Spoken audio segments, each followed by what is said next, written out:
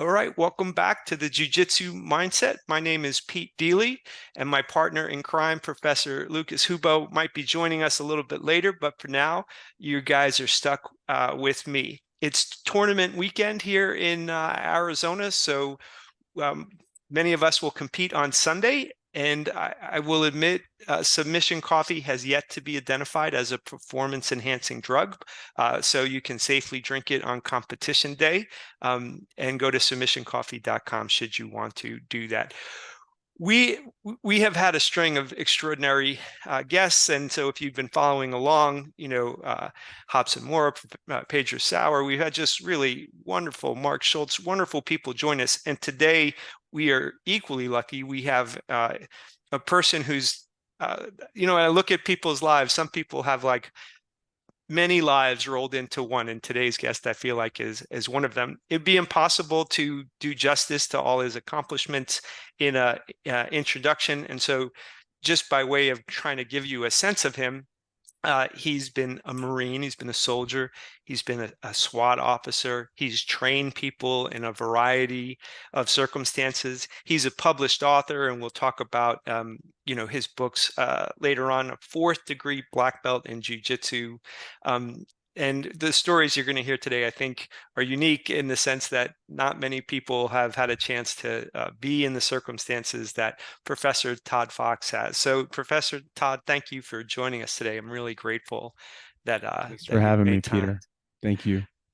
And you have so many interesting places we can start, and I'm not even sure I can have the wisdom to know what would be the best spot. But when I was researching for this interview, where my personal interest brought me to was you've been in circumstances that not many people have been in, and being a martial artist, being a jiu-jitsu black belt, um, carries for you. There were consequences that not many people have to face or deal with, and when most of the people listening to here learn jiu-jitsu, it's in the context of sport or self-defense in the street. But you've taught people where the consequences could be life or death. And then you've also advised Hollywood, so where you're advising people where the consequences of them learning or not learning will be a lack of inauthenticity on screen, but it's a far cry from like risking your life. So, in a broad sense, could you talk about that? Like, what's martial arts and jiu-jitsu, perhaps in particular, meant to you as you've interacted with it in those variety of contexts? That's a great question. Actually, no one's posed it in that sort of way, but it does span the full gamut where you deal with guys. I just came from a federal training and before that, a state training with SWAT guys. And so the consequence for them is potentially death. Yes, right. And there's a high degree of likelihood with some of the encounters that they face that that could happen. So there's that aspect and the way that we deal with conditions, let's say the gear and equipment that those guys are wearing, the situations, the environments that they're going into. Jiu-jitsu doesn't quite unfold the same way as Yeah, it does on a mat with your friends and things like that. So it's completely modified. Now, the concepts are exactly the same. right.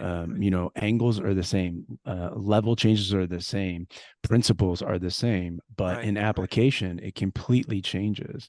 And that would be one extreme. So for a Marine or for a SWAT guy, it's a Right. very different type of engagement. It has to be more violent. It has to take into consideration conditions and circumstances and Right. environment and adjust training for that. And more importantly, the mindset that comes along with Yes. that is very different. The fight isn't for a medal, right? Right. And there's nobody refereeing the fight, and they're dealing with a level of volatility that's completely different. They're dealing with uncertainty at a level that we don't have. Let's say the two of us are doing IBJJF, and we know the rule set. We Right. know the mats that we're going to be on. We know that we have a referee. We're in the same age category, the same weight category, the Yes. same Right. belt category. So it's a ton of certainty with very little uncertainty. When you look at it, the ambiguous nature of what they're doing is extreme. They Right. don't have everything kind of line item. They don't know how it's going to unfold. So training guys for that is much more complex and much more dynamic, Yeah. and it takes into consideration a lot more variables. Whereas on the other side of things, as you kind of noted when you're advising Hollywood on something, it just needs to appear authentic. And Right. I can say to a director or a producer or an actor, hey, this is how we would do it, and they're going to say, okay, that's cool, but that doesn't look very sexy. What if we did Yeah. this? Yeah. And in the end, I'm just advising they're going to do whatever it is they're going to do that looks best on film. So there's a massive disconnect in the space that exists between those two realms. Even when we look at something like laws, the laws that are applicable to a Leo or a combatant in the Marine Corps, they're very different than Yeah. what you may face, for example, in Arizona, where you have great citizen laws there, in your state statutes that give you the ability to carry firearms openly or concealed, and how you would deploy them. Right. Very broad. So I would train those three categories in a very, very different way. And then, you didn't touch on it, but I'll give you another example. And I talked about this recently is, I'm dealing with different levels of skill, right? So I have Sure. some students that are physically talented, right? Like maybe actors who are athletic. Right. And I'm dealing with another extreme. Nick Turnbow is a guy at my gym who has cerebral palsy. And so the struggle is to make the moves translate in a way that work for him, to give Yeah. him something that works for him, because he's not a SWAT guy. He's not going out there and kicking indoors and getting bad guys. Right. So how does it fit for him, which is again completely different than say a standard jiu-jitsu competitor? So it's a great question. It varies drastically, and I would say that it's important for people to know that not everything is centered around sports, and not everybody's looking to win an IBJJF tournament. Right. And so we had the Olympic medalist Mark Schultz on, and he used this phrase in the interview, like the rules in jiu-jitsu tournaments are actually the handbook for street fighting jiu-jitsu. Like all the things you can't do, are like a 100%, right. Like 100%. those are the things that you should be doing in a so when you are training, and I imagine it matters the age of the, say, a combatant, a Marine, somebody where you're whether or not they have experienced, what level of violence has that person experienced. I think about my own life, right? I think about being in a street fight, what that felt like, and being as a street fight at 13 versus an adult versus, but my friends who have been soldiers, I know that I have no clue of the level of violence that exists on the battlefield in the field for a military personnel, nor, I mean, and my opinion, without it being an informed opinion, is that that is a different type of violence than the violence a SWAT officer would experience as well. I don't know that that's accurate, but it just seems like there's a continuum of like which violence. So when you're training people, I imagine their mindset is tied to the level of threat they have personally felt. Is that, am I like directionally speaking, is Yeah, that true? Is that a different yeah. experience? They're all very different, but the context in which they're fighting and what they're fighting with and what their objectives or their missions are. And then Hmm. on top of that, the military has rules of engagements, so the parameters in which they can fight legally.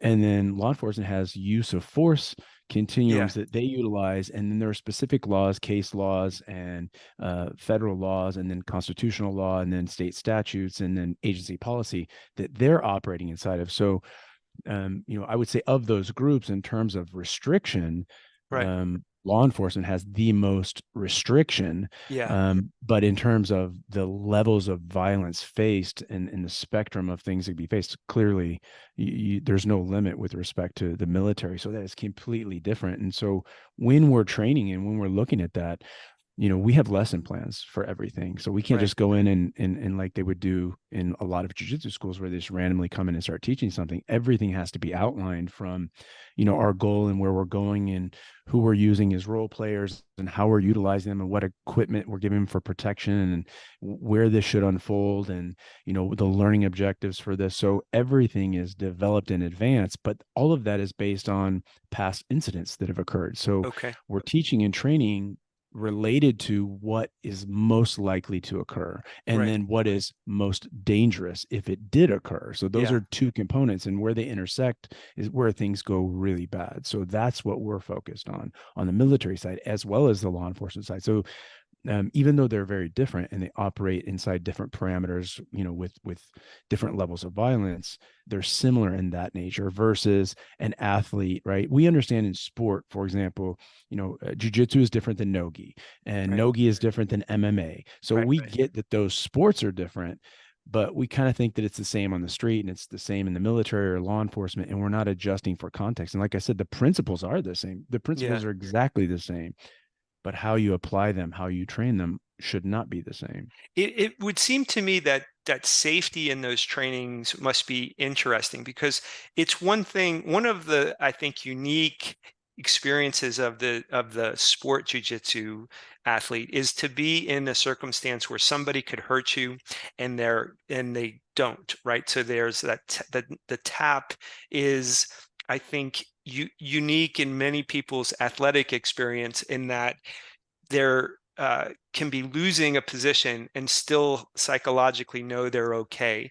It, however, to be trained in a way that there is no tapping, it must be tricky to bring somebody psychologically to the, like, okay, in this position, you would actually break an arm, or you would actually continue the choke to, lethality.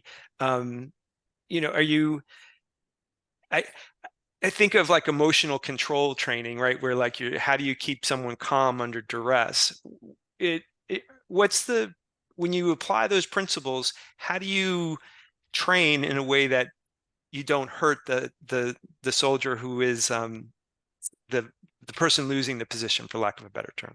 Yeah, so you're right. It's very different than jujitsu, and jujitsu has the amazing safety mechanism of a tap, and that affords us to go to the very edge. And assuming we have a good training partner or Right, we're competing against somebody that cares, that tap would afford you that out. Like you said, psychologically, that's available to you, and that gives you a certain level of calm. So you don't have quite the same degree of adrenaline dump, and you can manage it a little bit easier. right. But in training for military and law enforcement, we would use something similar. There would be words or conditions that would allow them to exit out of role or to Okay. index into training, but it would be an extreme circumstance as opposed to just some small random thing of being uncomfortable psychologically or mentally, or having, the ability to maybe get some type of minor injury in the process. Yeah. And then, there are modifications that give us kind of the best of both worlds, like simunitions. Simunitions were they're small projectiles that shoot paint pellets Okay. basically at you. So they're very tiny. They fit in regular size platforms for pistols and rifles, Right. and they're marking rounds. So they'll hit you, and a lot of times they'll break the skin, but they don't do any significant long-term damage. But Yeah. you got hit, and because it doesn't feel good when you do get hit, Yes. you're more likely to react to seeing the muzzle of a gun. So it's training you to deal with some level of realism. So Right. those kinds of things get incorporated. Stress-based scenarios are incorporated frequently, where you're fighting in a car or against a car, or on the concrete, or on the side of a hill, Yeah. or on rocks where you don't have a stable platform and where, it's very easy to get hurt. So those are things that we're intentionally introducing to give them some level of realism in Right. circumstances that they may face. So when they're conditioned by that environment or by that condition, their reaction is not quite as extreme.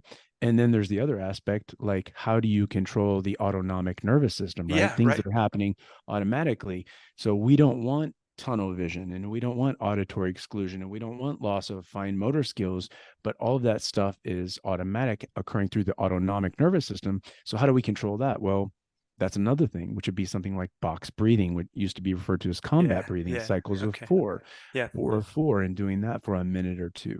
So that brings down the heart rate. That'll Yes. start to open up your field of view. Even turning your head and looking left to right when you start to have that tunnel vision will open it up. Asking a question and cueing your ears to listen to that person for an answer will open up that pathway. So there are little tricks that we utilize and we train for that give us an advantage from that perspective. But the adrenaline dump will still happen. It's going to happen. And people experience that in very different ways. If I have a room of 12 guys, whether they're SWAT guys or military guys, those guys are going to experience the exact same situation in a very different way. Sure. And then you have other components that nobody really talks about unless you get into a very small circle. But let's say men and women. I assume you have women in your school, right? Sure. So when you're teaching people, people are either visual learners, auditory learners, kinesthetic learners. They'll default to one, and then they'll take a bit of the others.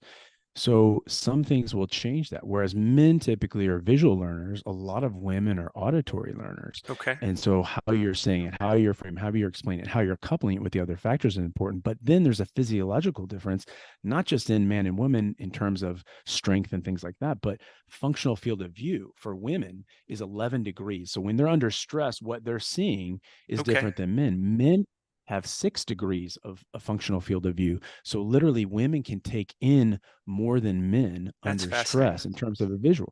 And then you get into things like what in the military we call channel capacity or bandwidth, the Right. number of things that I can deal with at one time.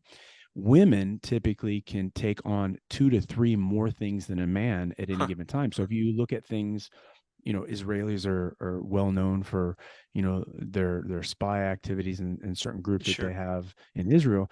And they have a ton of women performing in that role because they can listen to a conversation to their right, to their left, be doing something and carrying on a conversation with somebody in front of them while they're having a coffee. Whereas us as men, rarely is that something that we can do. So these factors play into the training as well. So how we're loading them up with tasks. And when you think about stress, which you mentioned, stress comes in a lot of different ways. Is there a time limit to what they get Right. done? Is there a task load? Is there peer pressure of watching it? Is there some negative feedback? Is there an evaluation that's occurring? It's a pass fail or a score that, may take them off the team. Yeah. So Right. you can create stress in a lot of ways other than violence. When I listen to you talk, it reminds me of Greg Glassman, who founded CrossFit. In the early days of CrossFit, I was one of those people that followed that idea. But he used this phrase that I've always used, is that the needs of the soldier, the law enforcement, and the needs of the grandmother carrying, bags up the stairs are the same in kind. They only differ in degree. And when I listen to you talk about being able to be calm under stress, I feel like it's the same principle that everybody has in their life things that are stressing them, so to speak, and they need tools to keep them calmer. And that's one of the things that we talk about a lot here, is that like lessons on the mat apply to life off the mat.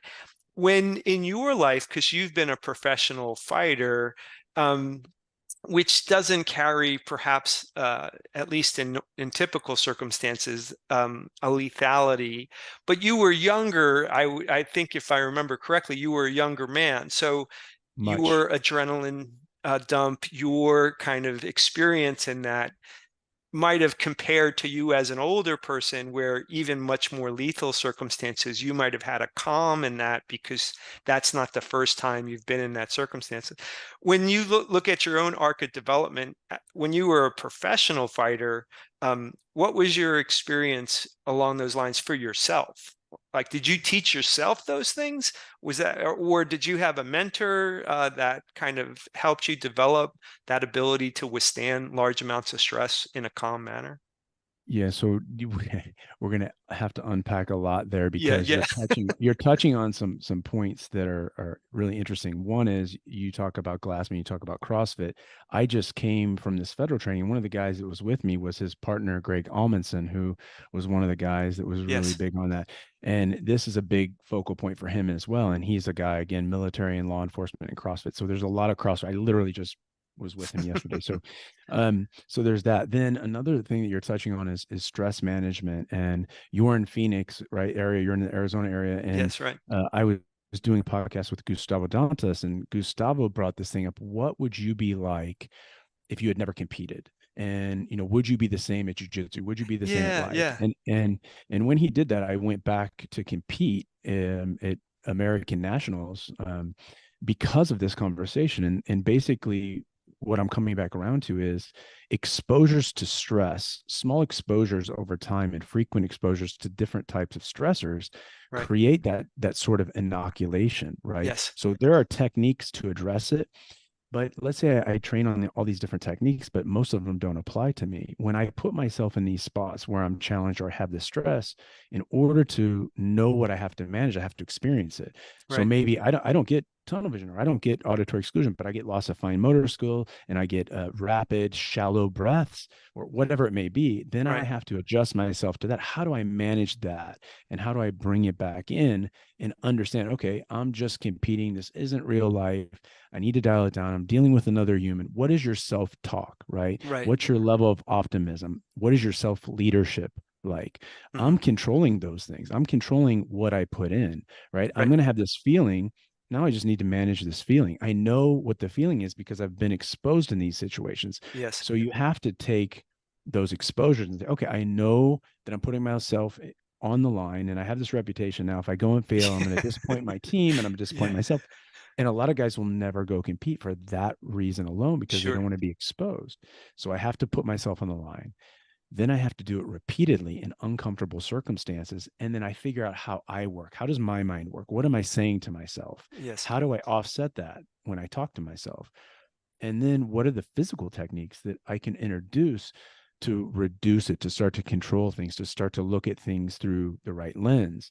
And a gentleman that I worked with on a project through a group called Force Science Institute presented something on this area, right? And this is from an observer looking at a Hmm. person who's going through something. And it's called the TEB model, TEB. Okay. It's thoughts, emotions, and behaviors. So when I'm looking at them from the outside, I'm Right. looking at their thoughts. Are their thoughts clear or are their Yes. thoughts contaminated? Right. Right. And so if I notice that my thoughts become contaminated, I start to look at things and think about things that are not realistic. Right. Hmm. Let's say I'm getting ready to go work overseas for 4 or 5 months and I have an injury and I'm worried about getting hurt and not being able to work. What are the chances of that occurring? And if it's really low, why am I spending time thinking about that? I need to change with the self-talk and start to go, nope, that's not going to happen. Put your mind somewhere else, right? I'm in Right. charge of that. Another is emotions. Are your emotions high or are they low? Right. And I want to get to a low state of emotions, not a high state. I don't make good decisions in high state. I don't perform well in high state. It sucks energy in high state. Right. And then behaviors, right? Are you in law enforcement terms or military terms, is that person compliant or non-compliant? And what that means in competition is like, am I doing the things that I need to do in order to move to the next step? Am I warming up 20 or 30 or 40 minutes early? Am I paying attention to what's happening? Am I looking at how it's unfolding? Am I watching the guy? Those behaviors would be compliant behaviors as opposed to I'm disconnecting, I'm not paying attention, I'm not warming up, I'm just going, in what we would call into the black where I'm Yeah. I'm not functioning properly. So thoughts, emotions, and behaviors are really big. And we want a positive trifecta. So we want those Yes. three things together Right. versus a negative trifecta, which has like a 99% chance of producing negative results. Yeah. So, I'm trying to control the factors that I control. But the first step is going to where I'm uncomfortable, knowing I'm going to experience these things, and then managing it. And the more that I do that, the easier it becomes. It doesn't go away, man. I still deal with those things. I'm a human. I'm still going Yeah. to Right. feel Yeah. those feelings. So it's natural, but it's reduced slightly each time. So it makes it slightly easier. For me, like the maturation process of a human being in many ways is to move the reactions from the lizard brain to the executive function. And that my opinion is that, like, as a younger person, your lizard brain is in dominant control, and that as you get older, my opinion, maturity is the executive function recognizing what the lizard brain is sending to you. So I'm 53. I'm a blue belt. I'm a 53-year-old beginner, and I'm going to compete on Sunday. In my life, whether I win this tournament or lose this tournament, nothing changes. Like, I go to work the next day. I still have 5 kids. My wife is unlikely to divorce me for losing this tournament. I mean, it's within the realm of possibility, but it's low in the probability scale. However, my anxiety about making weight, am I going to perform in a way that my team feels like, and I don't have a reputation, by the way. Like, Mhm. I'm not like you. Nobody But cares whether I win or but you lose. still have a team and you still have an expectation. You I still have a do. standard and you've still been training. So that's natural for you to feel that way. You want to perform because you care. And if you care, you're going to have this desire to do well because that's what you've been working toward, right? That's your Absolutely. goal. Right. I'm amazed though, like when we talk about, like, I consider myself a fairly mature 53-year-old. Being able to control those physical sensations of like nervousness and all that. And rather than just flip it, when you talk about thoughts, emotions and behaviors, this is going to be fun on Sunday. Like this It is a should be fun on Sunday. yeah, exactly. If my thoughts, emotions and behaviors are proper, if I hit the proper trifecta, then, this will be an enjoyable experience. But even today, I'm 2 days away from this. I can feel in my stomach a little bit of rattling around. So, um, Yeah, all those things that you bring up are great, right? So really it comes back to survival. You are here because genetically somewhere along the way yeah, you right, became wired for survival and then that allowed you to get to the point where you were alive, you were born, and then all that wiring is about survival. And you think about things in today's context, we have all of these people that in harder times would not be alive because yes, right, we are supporting all of these people that otherwise in a standard survival model they wouldn't exist, they'd go away. right, And you are still wired to have that amygdala experience yeah, and yeah, not be able to get to the prefrontal cortex so easily, right? So you talk about lizard brain, wizard brain. right, It's very difficult and you have to have some way of dealing with the response of your amygdala and right.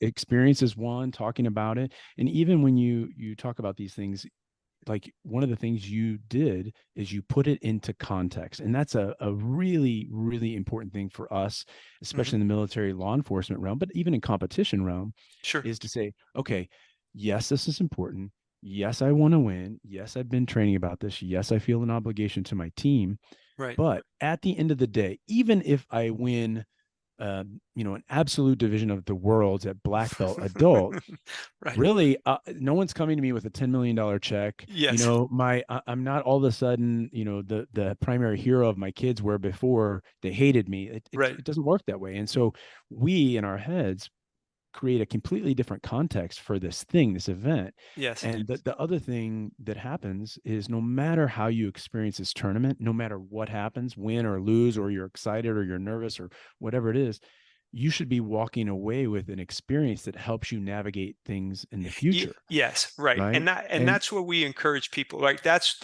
what this podcast was founded on. It's the notion of this is false danger, and that false danger actually is applicable to real danger. And so if you want to learn to be calmer and when it really counts, you have to have, when you use that term inoculation, that I like that term, because most of our lives are designed around not being uncomfortable. We're trying to figure out how to not actually create conflict because there's consequences there. yes, And when I think about all the different contexts in which you've taught and advised, when you're in Hollywood and you're advising the Bourne Identity, and people, there's millions of dollars on the line with this business that requires um, entertainment based on uh, believability.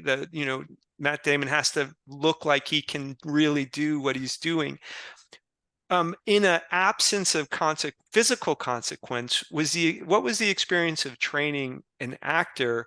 And I don't know, these guys may be athletes, but they're unlikely to have been professional fighters or soldiers prior to this. That to me is on the other end of the spectrum. Could you talk a little bit about that?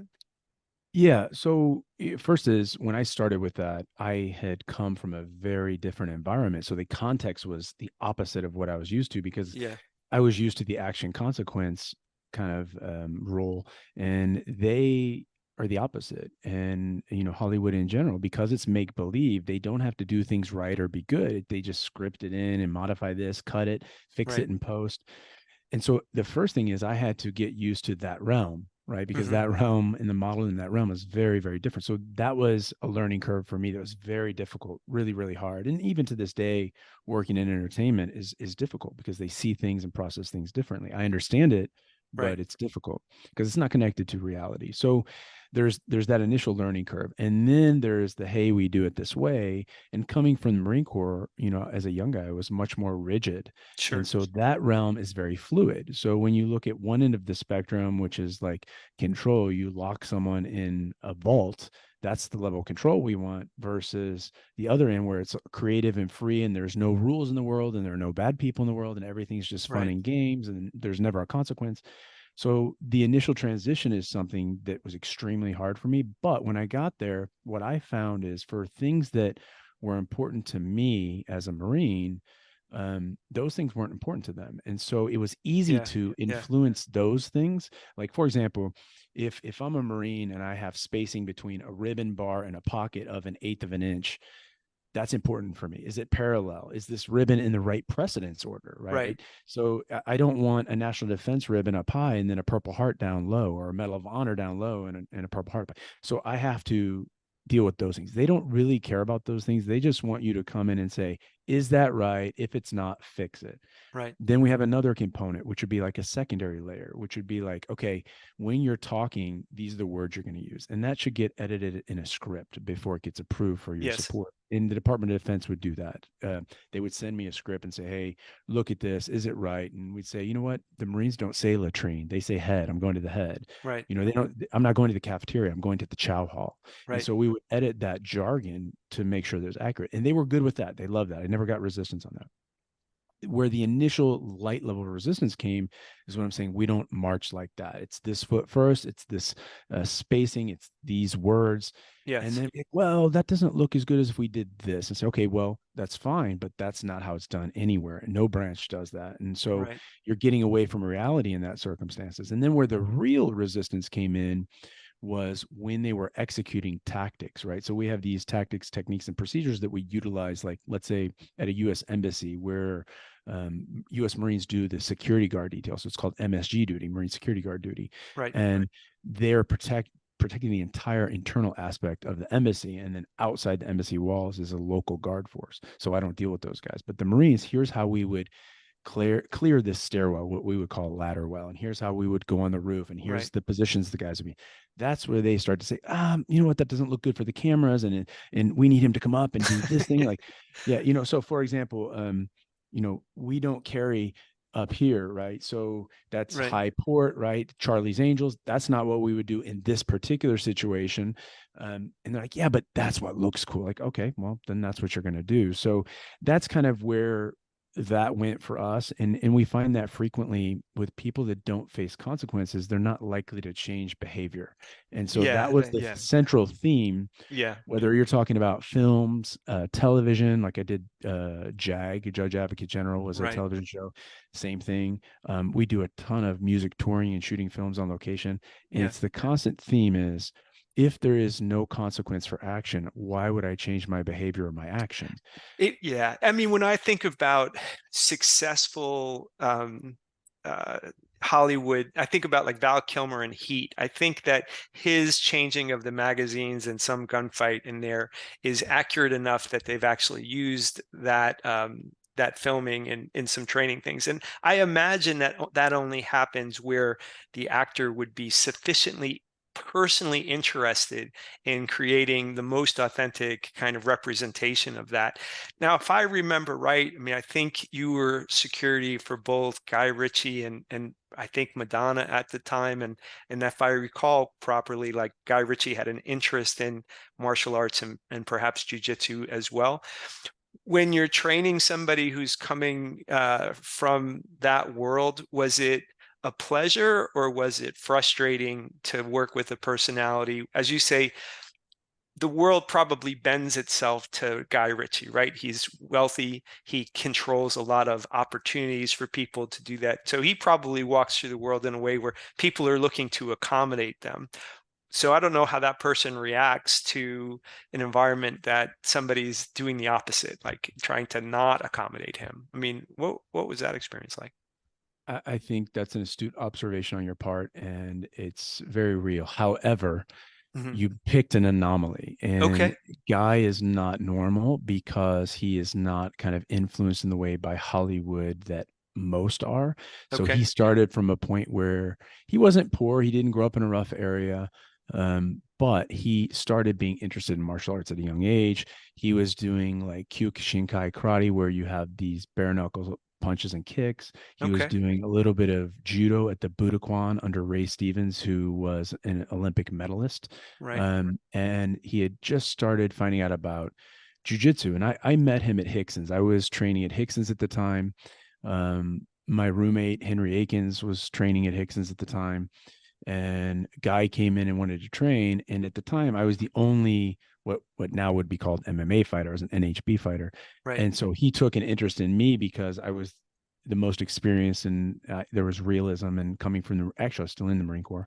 And so I started training him, but he had a base of experience that conditioned his mind in a way that most actors, Yeah. musicians are not conditioned. He was tough, and he was physically fit. He was motivated and driven, and Right. so he was willing to not only put in the time to learn the techniques, but to really push through hard and to step it up, and a high degree of intensity added to everything that he did.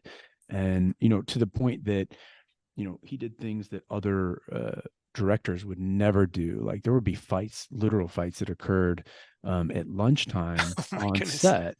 And guys come in and like, oh, I do Muay Thai, I do boxing, I could jujitsu won't work. And then he'd Right. be like, hey, Todd, go handle it. And then they'd capture that, obviously. But and that was kind of risky for him to do. So he's wired different. So he's a bad Okay. example. But as a broad stroke, you're right. So training people in the entertainment realm, they're used to getting their way. They're not used to actually meeting the metric. You have to spoon feed them, as a broad stroke. Right. And they expect acknowledgement way earlier than a normal person would get it. So Right. they want that constant positive feedback. They can't tolerate negative Yeah. Yeah. feedback. And when they have a problem with something, instead of wanting to fight through it and really learn that thing that's giving them a hard time, they want to transition to something that's easy for them, that they already know how to do. And so that is broadly true, Yeah. probably in the 80th percentile, more or less. Whereas Guy is in that 10 to 20%, Okay. who is a fighter at heart. He's got, yeah, yeah. I don't know if I'm trying to think of when Lock, Stock, and Two Smoking Barrels came out, like if that was in and around that time. It was right after that. Yeah. Okay, because on that movie, the guy who plays John the Baptist is a very famous London tough guy. So I Mhm. can't think of it is a great documentary on him, by the way. I can't imagine there being fights with him around. He seems like he would be, minus you Yeah. being there, like he'd be a pretty big enforcer for those Yeah, environments. we had that. I came in at the very end of that, Mhm. and we had all these different guys who were tough and athletic and street guys, and then we Mhm. had other guys who were super physical and athletic, but they didn't have the skill set, like Jason Statham. Yeah. You know, Jason, I, that guy is one of the most competitive people that I've ever met. Okay. We'd get done training jujitsu, and I'm teaching the class to him and Guy and some other people, Brad Pitt, a bunch of famous people. Right. And then, we were at Madonna's house of Everett Hill, and we get in the pool, and he'd be like, all right, who wants to race? Okay, first he wants to race on top of the water to see who's the fastest. Then he wants Yeah. to go underneath. Who can hold their breath on? So everything was a competition for him. So physically and mentally, he was strong, but he just didn't have the actual skills. Sure. So each of the guys in that group, it was kind of like, almost, I won't say a frat house, but almost a Yeah. little bit of that vibe, like Sure. an athletic varsity football team kind of vibe with those guys. And it lended itself to the type of material that they were producing, the very exciting, fast paced, interesting stuff Right. with a lot of violence. And it also developed their mind further. It made them curious to learn things. They were Yeah. constantly seeking stuff out. We were training in New York at Henzo's, because Madonna had a house also in New Yeah. York. Sure. And ultimately, Guy ended up getting his black belt from Henzo. Oh, no, well, I mean, what's more needs to be said about that? I mean, Henso's as Absolutely. great as, yeah. I wonder when I think about like Brad Pitt and Jason Statham, and they've played in these roles of dominant physical characters within. I think about Fight Club, and I sometimes I wonder like what it would be like to have played those roles, and then would psychologically you be able to recognize that that was make believe and that's not the same? You are Yeah. not and I really am a fan of both of those guys. Like I love their movies. I don't know them, obviously I don't know them personally, but they seem like very charming, nice human beings on top of that. Whether they are, then don't disabuse me if Yeah. I won't speak to, I'll say one thing that kind of surprised me is that I've only trained with Brad a couple times, and he's from Missouri, which is where I'm from. And he at the time was a smoker, and we would finish dinner and then they'd start talking, and like all of a sudden the mats would come out and everybody wants to do it. And I kind of sit back and watch, and then I get pulled into it because Sure. at the time I was the most senior guy. So the thing about Brad was each time that he was around and we started doing that, he jumped in with no skill and he put it online, finished his cigarette, and he'd jump on the mats and he would roll around with us. And he didn't know Right. anything, but he went for it. There was no Yeah. like, oh, I'm afraid, I don't want to lose face, and I don't know. He jumped in. So at least you got to give him credit for Yep. that. Oh, without a doubt. And Statham is a physical stud, and he's mentally tough. In terms of personalities and stuff, of course, they're actors and they're famous people, and along with that comes a lot of other stuff. Sure. But Yeah. Yeah. just speaking in terms of dedication and motivation and going kind of after it, you have to respect that. Without a doubt. Well, as because I think I got about 6 more hours worth of questions, I'm going to try to restrain myself at that. So I want to turn though to like jujitsu in particular, and what I would like to ask you is for an observation of. I'm sure you have a lot of stories about this, but maybe one that stands out of how jujitsu affected a human being in the most meaningful way that you observed. We have a lot of stories that people have told us about, like as a professor, perhaps with a student, but you have like so many different circumstances in which you've brought jujitsu into someone's life. So, could you tell a story about that, like where you observed it meaning a great deal to another human being?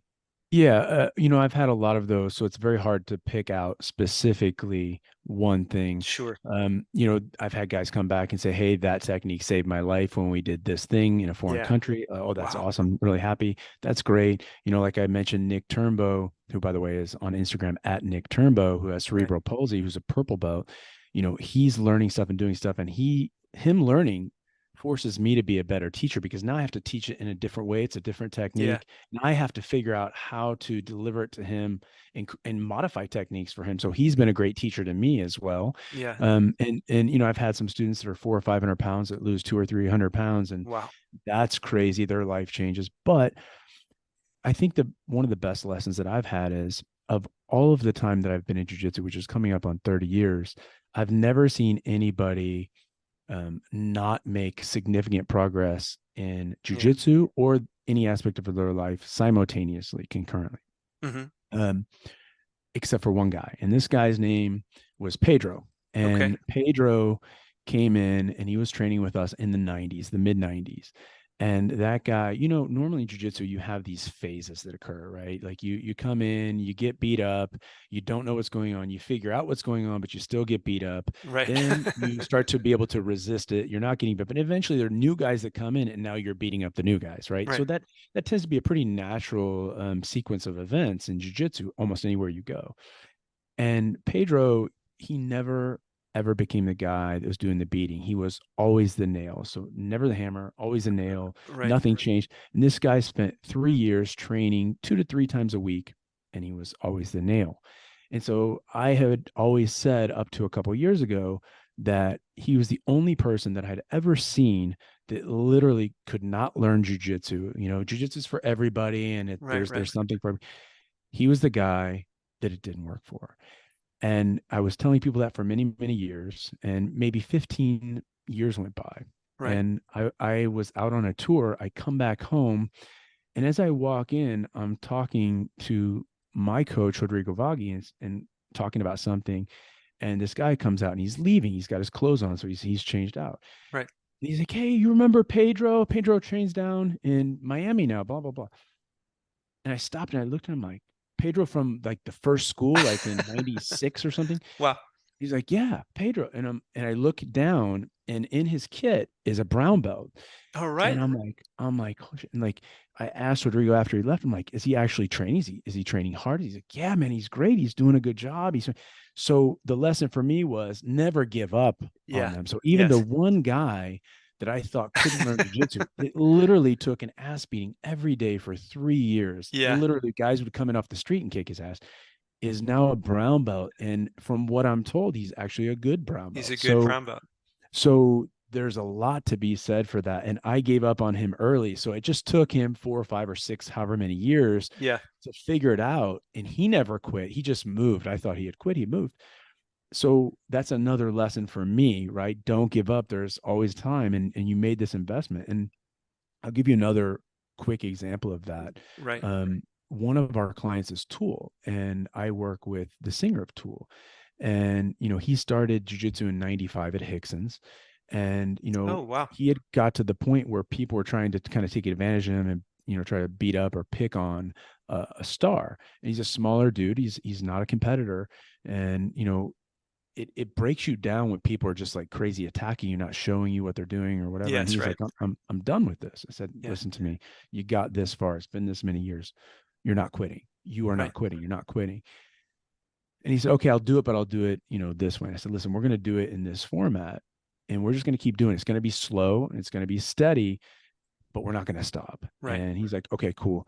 And so he's a brown belt, 4 stripes now, getting ready to get his black belt, Nice. and in your state as well, in northern Okay. Arizona, in Jerome. Yeah. So, there are those guys out there. So even if people did jujitsu before and it didn't work out, a different time in your life, different context, different understanding of the sport or art, come back, keep trying, keep pushing. Eventually it will click. And when it does click, that's when the dividends will start being paid. Right. I mean, we use that analogy of language. I mean, it just takes a long time to learn your letters before you learn your words. And then, once you can speak in sentences, there's a whole, variety between, see the cat run and Shakespeare. And that's the journey only is enriched over time. We talk about art and like discipline, and I mean, you've had the discipline to write several books, and I'm curious, like maybe you could talk a little bit about how that these disciplines that you've been developing in all these other areas of life apply to the books that you've written. And I'm not an expert in your field by any stretch, but I mean, they seem to be very important books in terms of changing people's perspectives on security. And could you describe a little bit about what you've written about, and then maybe what that process was like for you? Yeah, and I'll try to keep it pretty concise, but I started out by trying to fill a niche that didn't exist. So when I came into the security world in the entertainment side, it was very different than military type of security. Military is very serious, and again, the consequences are very high. Whereas Right. entertainment is about being creative, and they won't tolerate a certain level of security. So when I initially started, I was the only American on the security team, and they wouldn't tell me things. They were very protective of information. They would feed me mis and disinformation. And so I had a very difficult learning curve, more than it needed to be because of the people that I was with. Right. So I said, you know what? I am going to write a book on tour security that outlines the basic things that people need to know when they start. It's not enlightening, it's not advanced. It's just a short little manual on the things that people that are going to go into this field need to know. It's just here's the preface, right? It's almost Okay. like a primer on the This is subject. blocking and tackling of, and when you talk about being the only American on the security team, that team was protecting who? That is this Guy Ritchie's team Yeah, at the time it was Madonna's. or Madonna, So excuse me. it wasn't guys. Guys officially didn't have security, but it was Madonna's. And so Okay. that transition from the Marine Corps to private security with her, Hmm. there's a huge difference between high risk security operations in hostile environments or austere environments and executive protection or dignitary celebrity protection. Very different, Sure. right? The difference again between gi, jiu-jitsu, no gi, Yeah, MMA, yeah. Muay Thai, like they're not the same. Right. So that was something that I needed to learn. So I wrote the primer on it and sold that to people that were going to go into the field, and that worked out just fine. It was rudimentary. It was originally written in '07, I think. It was like Okay. 10 years almost after I started. But Then I moved on to another book when I had a little bit of downtime because I tend to work 80 to 90 hours a week, usually 7 days a week. So I'm moving constantly. So I wrote a book because people are always asking me for security advice. So I wrote a book called Protection for and from Humanity. Okay. And that book outlined the basic systems and processes and ideas that can be used by a security provider or a mom or dad protecting their Yeah. family, setting up security in their house and around their house or their car or wherever they're going, how to think about things, the environments they create, the systems they should use, the mindsets they should have. So to be quite fair, that book for me is the most versatile, Okay. important book that I've written. It's not the newest one. Then I was getting the people like, I want to see behind the scenes. I want to see how this happens. And as you know, there are non-disclosure agreements. And also Yes, we don't right. want to show our TTPs to the public. So I did a photo book that basically showed elements of security behind the scenes on a music tour, on a large scale music tour. Right. So that's called Protective Perspective. Okay. And that book isn't really about something that I'm super passionate about and I want to teach people. It's more of like showing them how the bigger system turns out in the end, or showing them one small glimpse that they wouldn't think about. And so that was a previous book. The most recent book I wrote on is something I'm very, very committed to, and something I'm very serious about, and something that really needs to happen in jiu-jitsu. And that book's called Underpinning. And Underpinning takes a look at the difference basically between jiu-jitsu and law enforcement Hmm. use of force. Yes. So we have a lot of jujitsu black belts who now are teaching cops. Like that's the thing. That's the flavor of the hour. Oh, I'm teaching law enforcement. I'm teaching law enforcement. Like, okay, that's fine. Jujitsu is a great thing for law enforcement. However, it needs to be put into the right context, and we need to understand the laws and the policies that surround it, Yeah, and right, then the right. conditions they're fighting in, and environments they're fighting in, and the things that we do with our friends on a soft mat with these Yes. Yes. pajamas on Yeah. is not the Yeah. same. Right. And so I write a book and I explain basically all of the different laws that basically control or put parameters for law enforcement as to what they can do and why they can do and how they can do it, and then talk about policies and administrations and different mindsets that they utilize and different processes of teaching law enforcement or the military versus sport jiu-jitsu, sport Yes. MMA, stuff like Yeah. that. And so that book, if anybody at all who has not been a Leo is going to teach any type of law enforcement defensive Right. tactics or use Yes. of force, it is absolutely unequivocally the best resource for them. Not That's not a subjective, like opinion based, conclusion based fact. That's very objective because there is nothing that outlines those areas like Yeah. this one book. So if I'm a jujitsu guy and I don't know anything about the law enforcement community, instead of just teaching them the gi jiu-jitsu that I've been taught by my instructor in this room with pads, read the book, understand that, and then the law enforcement officer who is the end user doesn't have to go back and modify all the things you've taught them Yes. to Right. fit their environment. And the reality of law enforcement is 95% of cops will not spend the time necessary to go back and modify everything to fit the conditions Yeah. that they're operating in and the environments that they're operating in. So the end user should be delivered something that is immediately transferable. So when I have knowledge transfer, I'm transferring this thing to you that you should be able to take and put into play in a rather short period. And that's not what's happening by and large. So let's go back to the book for a second. Let's rename the book in which, is sort of universal in its application, where you talk about day-to-day life. Wait, tell me that book's name again. So protection for and from humanity. So you're Yeah, yeah. protecting people, but the problem comes from people, right? Yes, So right. protection for people and from people. So protection for and from humanity. Yeah. We were naming it pro humanity. It's a weird deal because I'm in a realm that is super Yeah. anti-violence, anti-gun, and all of that stuff, and at the same time, I'm very pro. If that's the solution to the problem, and I've tried to exhaust other means like talking to people or leaving or whatever, and they're forcing the fight. If I wait too long, I'm going to lose this. So there is a time where violence is the solution to the problem, and Yeah. and we address all of the things up to that where you could create these systems and processes to prevent that from happening. But again, it in some cases the system doesn't work, it fails based on who you're dealing with. And so violence becomes the solution there. So the book isn't on that. The book is on systems process idea, protection forum from humanity. And it, stand by. Yeah. I'm gonna Okay. All actually right. Yeah. Yeah. show you a cover.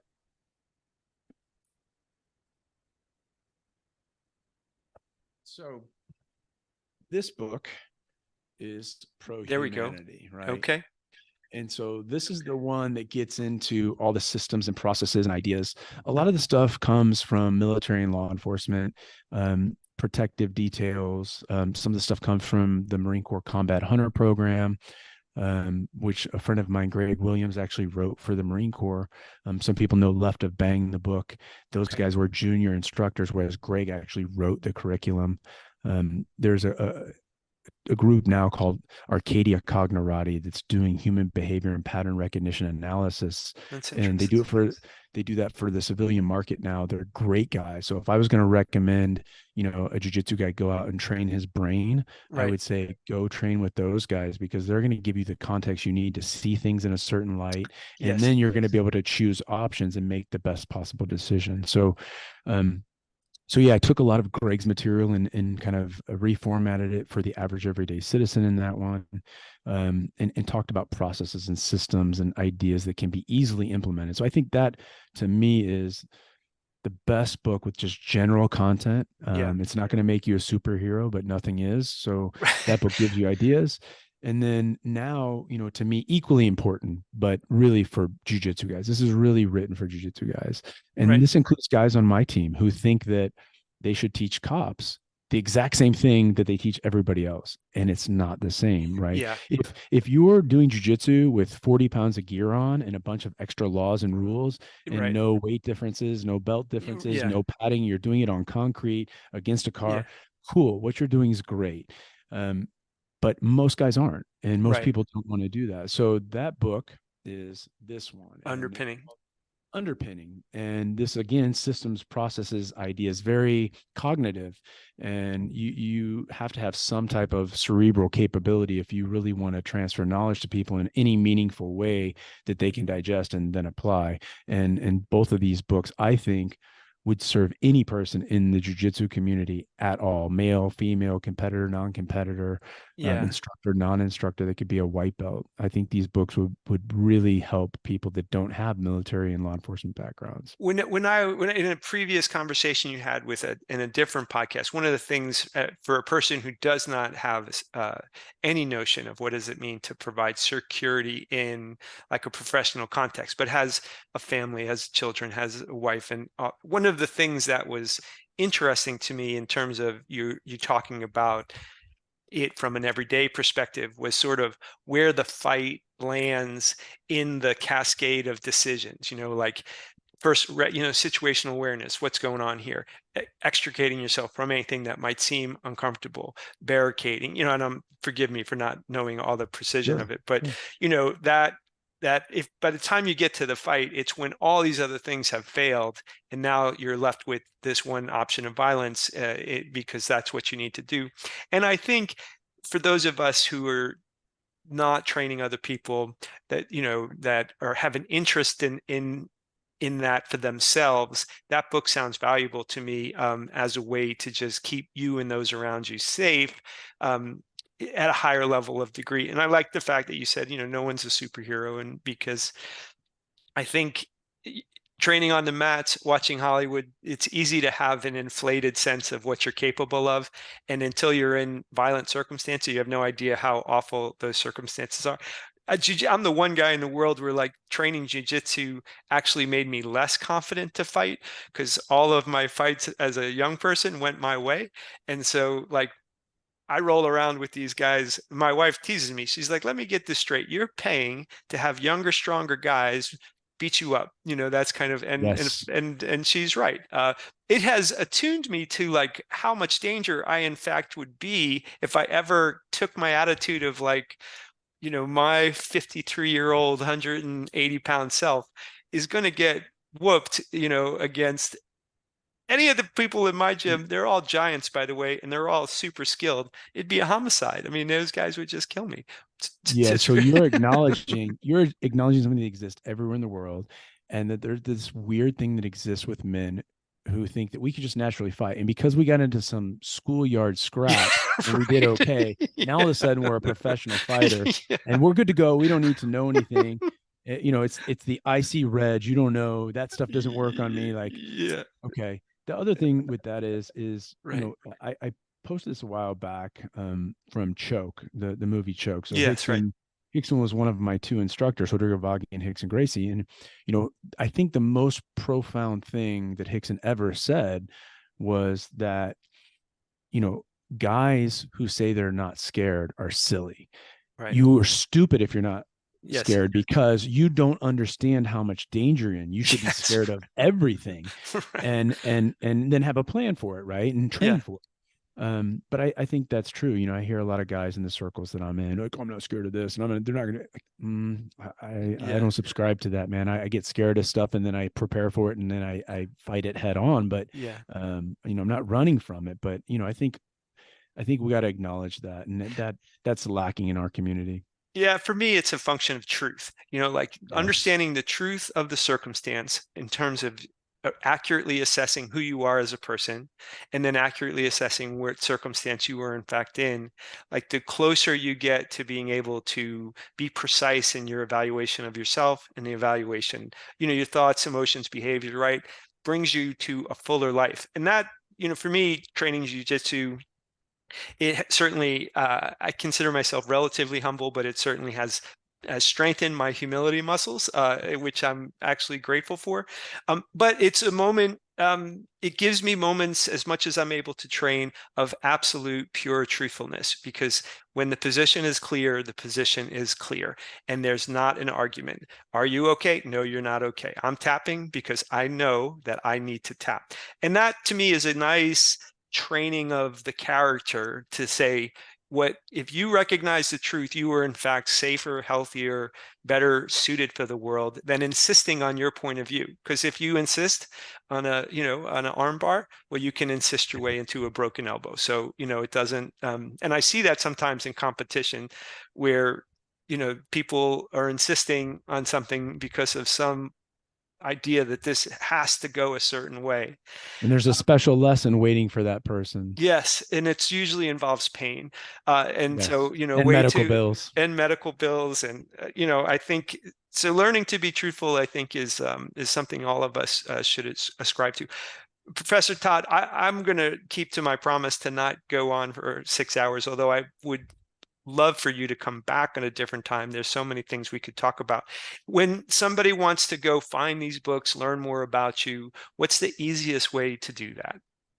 I don't know about the easiest way, but Okay, the books are available in e-format on Apple and Amazon and all those platforms. The current book is available in paperback at tourprotection.com. So okay, tourprotection.com for people that want to see kind of who some of our clients are. We don't list government clients or non-governmental sure. or executive clients, but we will list the people that list us. So if it's an entertainer, you can see that. But on one of the pages, you'll find the book, and you can get it in paperback.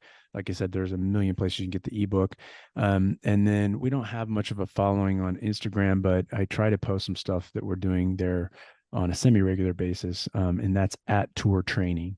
So tourprotection.com is the website, at Right, Tour Training is the Instagram. So when I talk about okay, like, oh, we're fighting in dirt, or we're fighting in the back of a car, where you can see kind of some of those things. They're pixelated by design right. to kind of not have faces be so easy to recognize unless you know who they are. But there are some maybe conditions and environments that people aren't training in, they can see there and maybe try to understand what I'm talking about better. I think there might be a link tree on that also kind There of is, gives there's, gives you an yes. easy way to kind of go and explore all these different things. So for a man working 90 hours a week, for you to give up this much time, I'm really grateful that you carved this out for us. This has been fascinating for me. So No, I thank you listen, very much. I appreciate your approach. I appreciate what you're putting out and the way that you approached it and the nature of it. in addition to kind of your general take on things, I mean, we're on the same page, about the Yeah. same age, and looking at things through the same lens. And I think part of that comes from age and experience. And okay, slow this thing down, Yeah. breathe. How real is this? Let's put it into context of our day-to-day lives. So we're not very far apart. There may be some distance in our belts, but other Right. than that, we're in the same spot. No, that's so generous. Thank you. All right. Thank you, Professor Todd. And we'll look for you guys to come follow us for the next episode. Please check out Professor Todd's Instagram, and I think you're going to find his books fascinating. So we encourage you to go look at those as well. Thank you, Peter.